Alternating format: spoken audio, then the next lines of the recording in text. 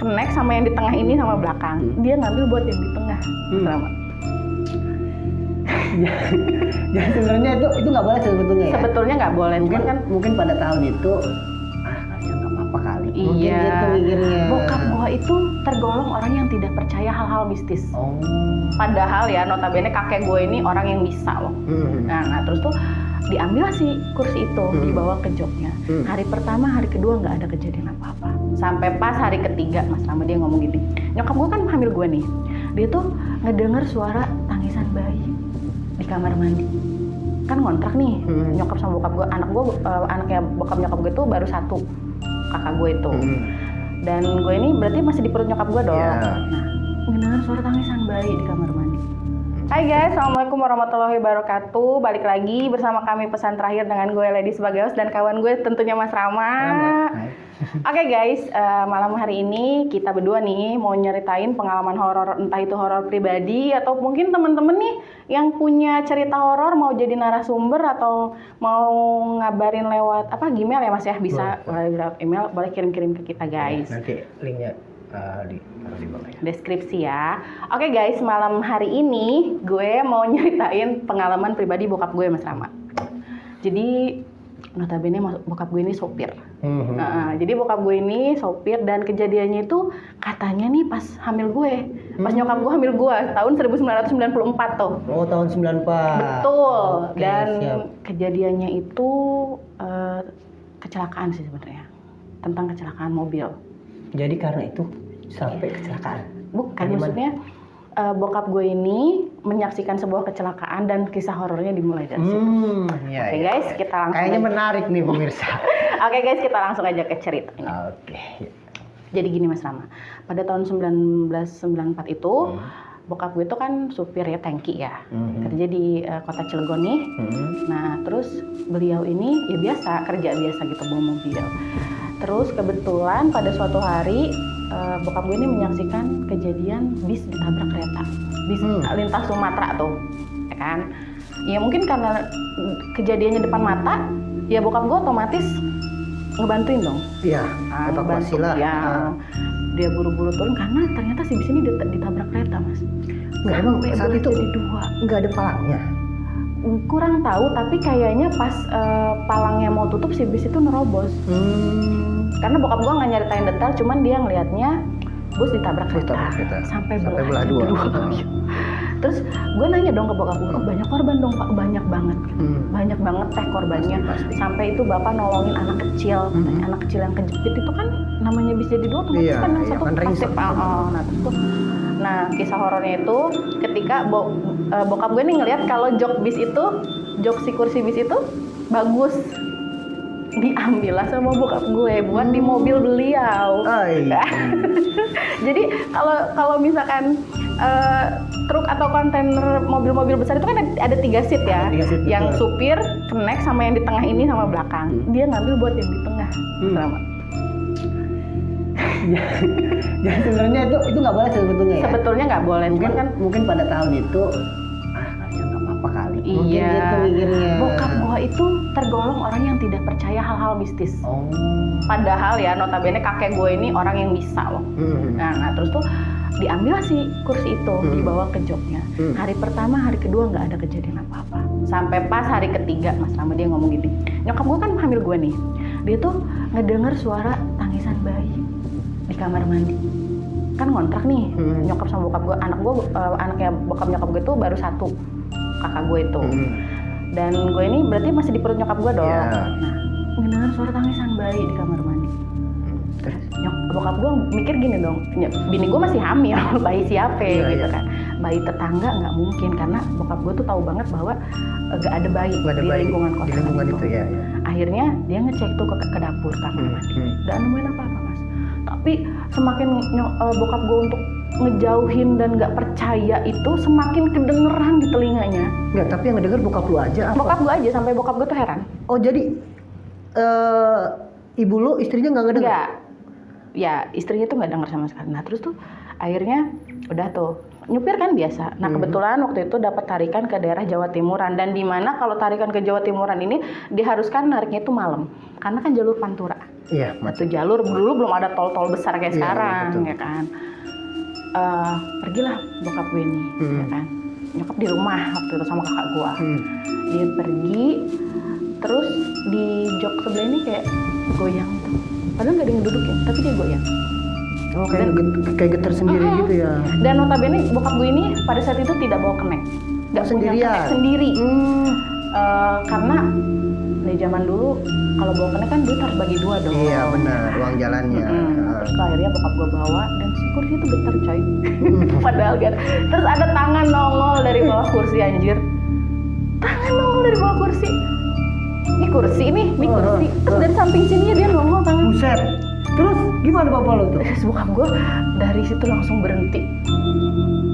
Dia berhenti. Iyalah pasti kaget. Ngecek. Maksudnya kayak gue halo atau enggak gitu kan. Terus posisi tangannya itu gue tanya kan. Terus posisi tangannya itu berdarah atau enggak gitu ya. Biasa, tangan orang biasa. Ada tangan kita keluar dari bawah. Posisinya kan kalau si jok itu diangkat, kolong nggak ada apa-apa dong. Iya. Cuman kayak ya udah mobil aja gitu, nggak ada kolong kayak bagasi atau gimana nggak ada. Namanya trailer kan. Udah itu teror hari pertama. Dan teror selanjutnya itu bokap gue pas di Tanjakan. Ada tuh di Tanjakan Jawa Timur. Itu orangnya tinggi gede ngelengkahin mobil bokap gue masih di malam yang sama. Jadi lagi ditanjakan dilangkahin sama makhluk itu. Iya, sama makhluk, entah makhluk apa itu, tapi yang jelas bapak itu tuh tinggi gede gitu. Iya, sampai bisa ngelangkahin mobil. Mobil ya.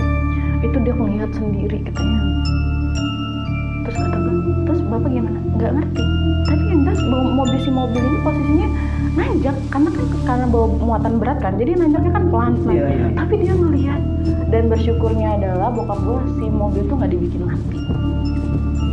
Karena kan posisi tanjakan tak curam tuh di Jawa Timur. Nah, begitu sampailah pabrik.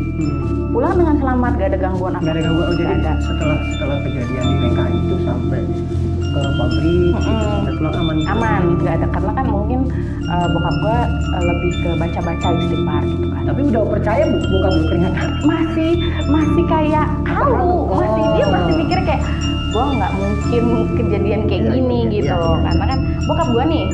Ini sedikit tentang bokap gue ya. Bokap gue tuh kalau gue ceritain, Pak begini, terus dia bakal bilang halah, makanya istighfar, halu itu.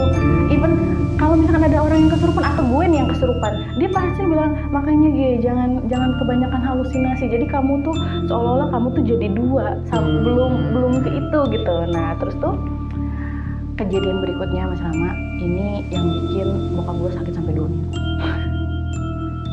Gimana tuh? Jadi pas dia narik, masih ke Jawa Timuran waktu itu. Katanya di ujung mata ini, pas dia narik nih, pas nyampe Cirebon katanya. Di ujung mata nih kayak ada perempuan. Jadi kan kalau kita, yang ini kelihatan ada sudut pandang lah ya. Sudut pandang, jadi kayak di sebelah kayak ada orang. Nah iya, kayak gini nih, kita karena kosong nih sebelah sini. Tapi kayak ada orang gitu, ada orang. Cewek. Rambutnya panjang, berdarah-darah bajunya.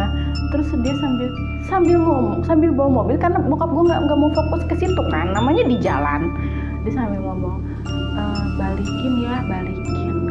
Si Jok itu posisinya masih di situ, karena padahal udah tahu kayak gitu ngebalikin ya kan, dia nggak ngebalikin tuh. Padahal dia cerita loh ke nyokap gue dengan apa yang dia dialamin. Terus nyokap gue cuma bilang gini, makanya istighfar Pak, apalagi saya lagi hamil, katanya gitu kan. Terus itu si cewek itu bilang, balikin katanya. Tapi udah paham kan bokap lu sebenarnya yang minta dibalikin itu adalah enggak ini. Nah bokap gue tuh belum paham, masih nyerna. Sampai akhirnya bokap gue shock, beloklah ke sebuah rumah makan. Di rumah makan itu katanya ada kakek-kakek turun kan, supir turun ngopi apa pokoknya makan, ngilangin kaget. Ngilangin Kagetnya sambil istirahat juga. Ada kakek-kakek ngomong gini, pakai bahasa Jawa. Wes le, balik no. Iku lo ngintil wae, itu lo ngintil terus katanya gitu. Udah balikin, ini ngikutin aja ya, gitu. Bener. Terus bapak gue bingung kan, apa yang harus dibalikin katanya gitu. Sedangkan saya nggak ngambil apa-apa katanya gitu.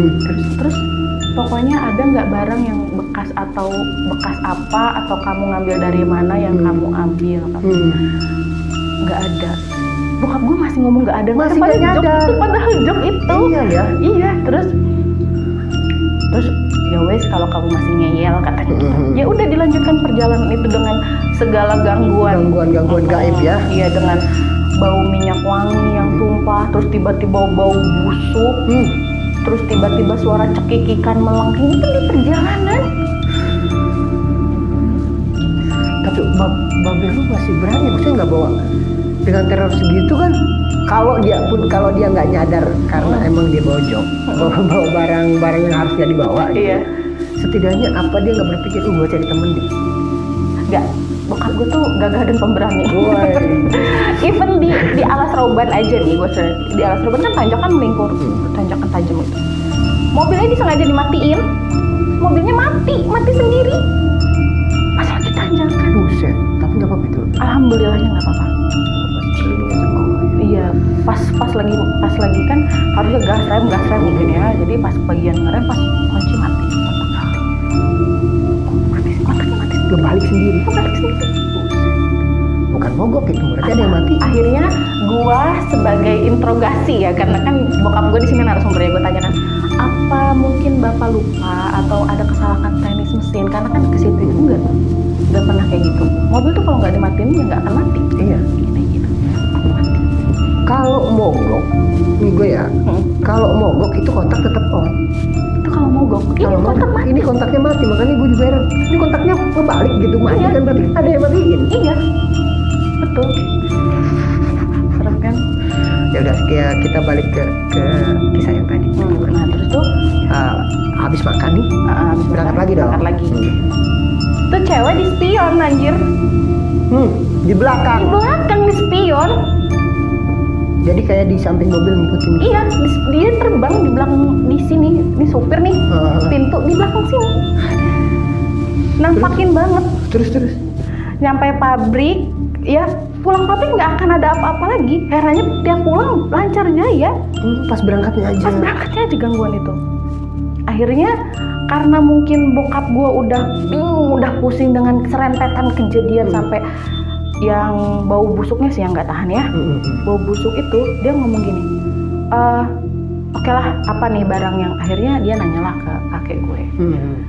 Dia nanya ke kakek gue dan kakek gue bilang, kalau kamu merasa ada barang yang kamu ambil, pulangin. Itu mungkin entah ada bercaknya atau ada yang nyangkut. Oke, kata gitu. Akhirnya dia ngejok, dan lu tau di bawah jok itu ada jari kelingking ternyata. Pantesan diikutin. Patah itu nyangkut di situ. Jari kelingking. Dan itu posisinya udah busuk. Ya iyalah pasti udah lama kan. Udah tinggal kulit kebungkus tulang yang udah nggak ada dagingnya itu. Begitu diangkat, dia jatuh karena mungkin waktu pas nyelip itu kan masih ada dagingnya, masih ini. Pas diangkat dia jatuh, kering. Pantesan ya benar. Iya makanya. Karena emang gini loh, setiap kalau ada kejadian ya, entah itu kecelakaan kereta apa segala macam, itu pasti dicari. Dicari semua organ yang hilang. Itu terus akhirnya bokap gue dari situ dibuang si jok itu. Terus apakah kejadian itu sudah? Tidak. Karena mungkin nggak dibalikin si potongan jarinya diselipin lagi, terus dibalikin ke Polres, karena kan bisnya dibawa ke Polres nih. Bis bekas kecelakaan tuh biasa kan jadi apa sih, barang bukti. Dibalikin sama dia, karena kan bokap gue punya kenalannya polisi. Dia dibalikin ke Polres, itu ditaruh lagi joknya di tempat semula, di tempat bokap gue ngambil. Terus ya udah balik tuh, sakit. Yang gue awal ceritakan bokap gue sakit sampai 2 minggu. Sampai 2 minggu. Itu nyokap gue ngelihat, karena mungkin orang hamil itu sensitif ya. Orang ada cewek katanya berdiri aja duduk, nggak ya, kadang berdiri kadang duduk gitu di samping kepala bokap gue. Bokap gue kan tiduran, kayak nungguin gitu. Iya, kayak nungguin apa gitu yang ditungguin.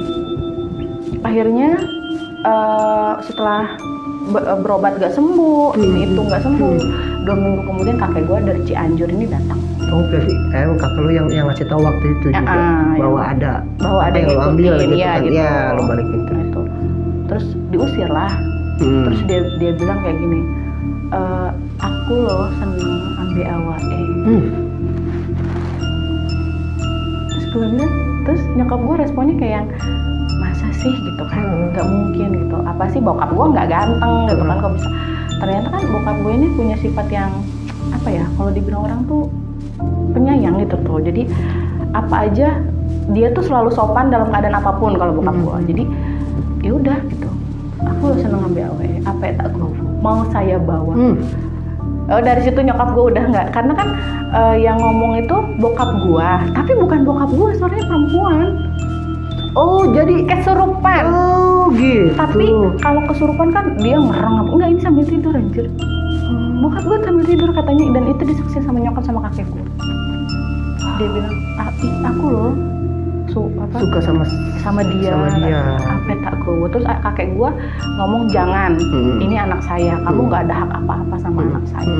Saya bapaknya aja nggak berani gitu. Kamu siapa? Kamu tuh cuma jin laknat kata dia. Udah dikembalikan ya barang kamu masih aja. Masih. Akhirnya? Ya akhirnya dibacain ya udah sembuh. Oh, Katanya 2 minggu ini demam nih. Saya sakit, kakek gue datang ngobrol begitu sama si jin itu, terus langsung sembuh besoknya, langsung biasa aja. Iya, itu berarti emang jin itu yang bikin sakit. Nah itu, makanya dari situ bokap gue tuh kalau kemana-mana nih, kalau misalkan ngeliat kecelakaan ataupun terjadinya adalah karena bokap gue, ya bokap gue akan selalu langsung menyerahkan diri gitu ke kantor polisi, karena ya dia salah. Trauma iya. Kejadiannya kan 1994 ya gitu. Terus makanya untuk saat ini bokap gue nggak ngambil jalur Jawaan lagi. Oh, tapi masih jadi sopir. Oh, masih jadi supir. Masih fit sih lah. Terus gue bilang kalau memang ada kejadian yang seperti ini lagi, bapak nggak akan pernah mau mengulang kembali gitu. Kayak kalau ada orang kecelakaan, sebisa mungkin bapak nggak akan tolong karena takut, coy.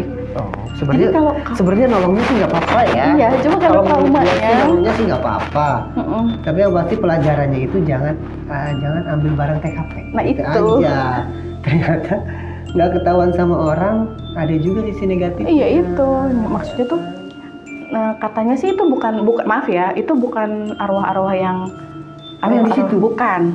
Tapi si jin yang nunggu rel itu. Karena kadang nih, gue juga sering lewat situ ya kalau malam gitu.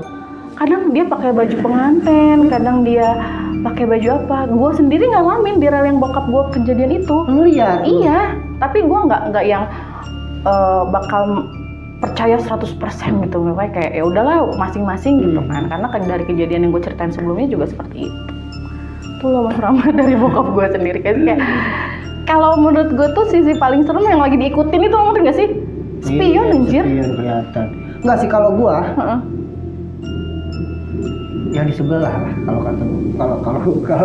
kalau gua di posisi bokap lo, itu yang paling ngeri emang pas di ujung mata kiri itu ada yang berdiri sih. Sama tangan teman-teman tuh. Teman-teman kalau di posisi bokap gua gimana nih? Jangan lupa komentar di bawah ya.